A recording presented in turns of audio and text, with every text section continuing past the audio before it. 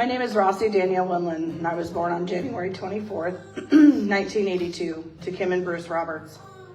As a young child, I remember my parents fighting a lot.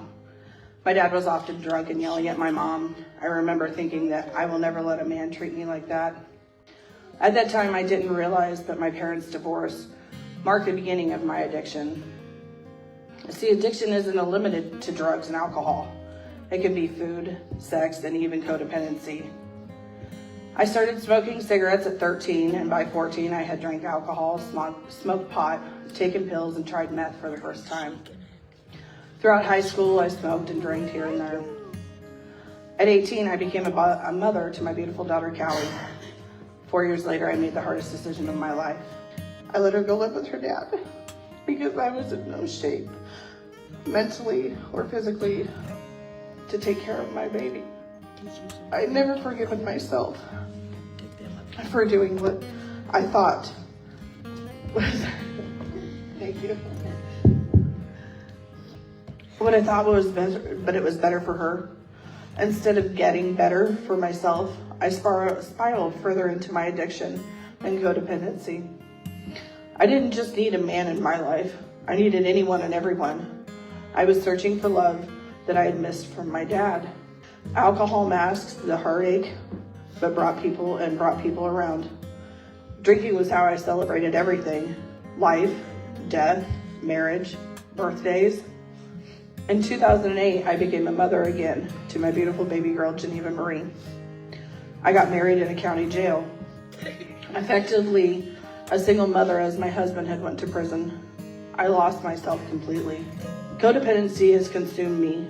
I didn't know how to be alone. My heart was torn. I had Callie only every other weekend, and I dealt with the challenge of shared custody that was not fun.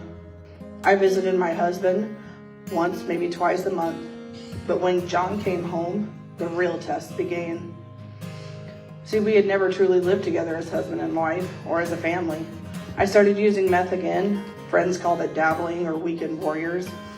When John began working out of town, it became easy for me to sneak around, and I knew I had to stop. In 2014, we moved to Muscatine. Life seemed to improve, but I was still wasn't addressing my mental health.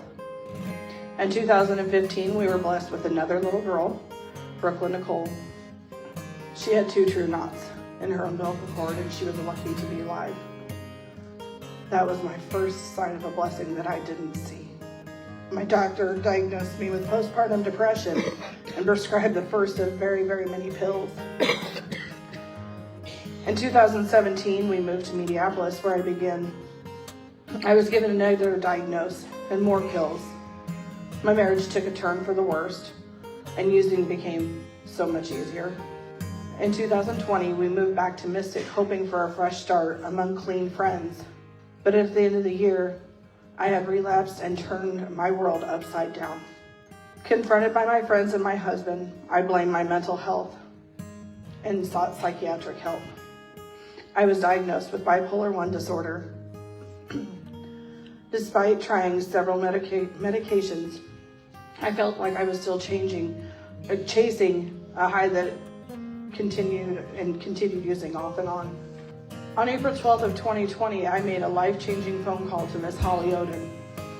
We talked for over an hour. Now, mind you, when I called Holly, she was extremely busy, and I was like, I just need a minute of your time. And we talked and talked, and I knew what I needed to do. We talked for over an hour, and she asked me if I had accepted Jesus Christ into my life. And that day I was saved. Unfortunately, a month later, I started using again. And almost on a daily. I lied to my family, to my husband. I snuck around and I pushed people away. My marriage started crumbling once more. I thought it was no big deal. I could use meth because I could control it. I could take care of my kids. I go to work. I pay my bills. But I wasn't. I didn't see myself as everyone else seen. I didn't know that people knew that I was using because I thought I was hiding it. On October 3rd of 2022, I made one of the hardest decisions of my life. Without telling anyone, I packed my kids into my car and grabbed my mother-in-law, and I drove myself to the hospital. I was done with the drugs, and I was done with the suicidal ideations. I was tired of it, and I knew it was time to change. When I got home, I immediately began treatment and turned to therapy. DHS became a part of my life for the next 6 months, but things started to look up. I found out I was going to be a grandma. I helped remodel the church, the sanctuary at the Mystic Breakthrough Church. And in December, I learned that I was pregnant once again. On July 5th, 2023, my son Carter John Wendland was born. I have been meth-free for 2.5 years. Life remains a roller coaster of mental health challenges and codependency. But in December, after attending kids program in church, I decided to start coming to services. I walked in here with no expectations, unsure if this is what I wanted. As Miss Holly prayed that day over the congregation, she had asked God to show us his plan or give us a word. The word trust illuminated. Everywhere I looked, it was beautiful. It appeared vividly in my mind, and it shone brightly. I instantly knew what it meant, that I needed to trust God and his plan for my life.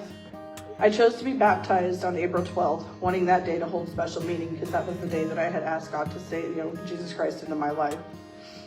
Unfortunately, when I learned that my brother and sister could not attend, I became discouraged.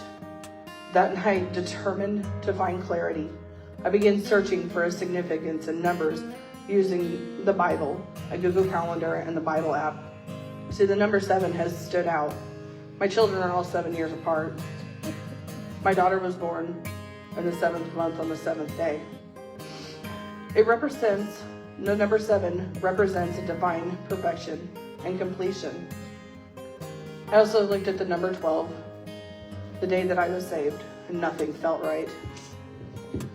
When I looked, I accidentally even called Miss Holly at 1 o'clock in the morning. I was going crazy. My bed was covered, you guys, with anything and everything that I could find to figure out my day. At 3 a.m., John 3:16, from a conversation that I was having with my brother and sister.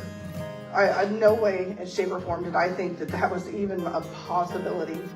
And I grabbed my calendar, and it was a Sunday, 3:16. Excitedly, I shared the news with everybody. I couldn't wait. It's 3 o'clock in the morning. I wanted to call everyone, but I didn't want to wake anyone up. So I waited till 7.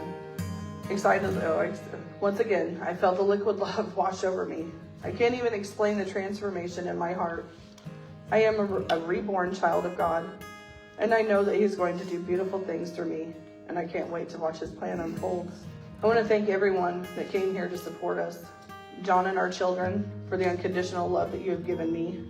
Pam, who has been a huge support in my life.